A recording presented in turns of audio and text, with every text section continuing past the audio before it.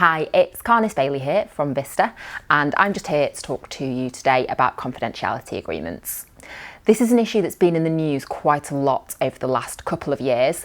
Off the back of the Me Too movement, they were highlighted as being relevant in some of the high-profile cases, and actually they were blamed for some of the serious issues not coming to light at an earlier stage. So this has led to a lot of criticism of confidentiality agreements. However, the reality is they do have a place. At times they can be useful for protecting a business interest, and also actually for individuals. Individual employees may benefit from confidentiality agreements or be happy to accept the compensation that is offered in exchange for that confidentiality commitment. The key thing really is about a balanced approach to them, and the only way to take a balanced approach to a confidentiality agreement is actually just to stop and think about the suitability each time we enter into one.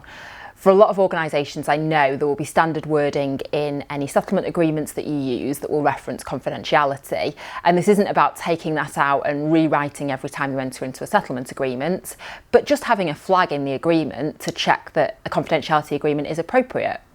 That's a very small and simple step that will help as an organisation make sure that you're using them in the right way. And I think there's also a cultural piece that sits around this. As nice as it can and attractive as it can seem to sweep everything under the carpet with a confidentiality agreement, you have to think about the message that sends to the rest of the workforce. Do people feel like they can come forward? Are issues being tackled if everything is tied up in that way? So by just putting in place that step of, is this appropriate in this particular case? Yes, great, carry on.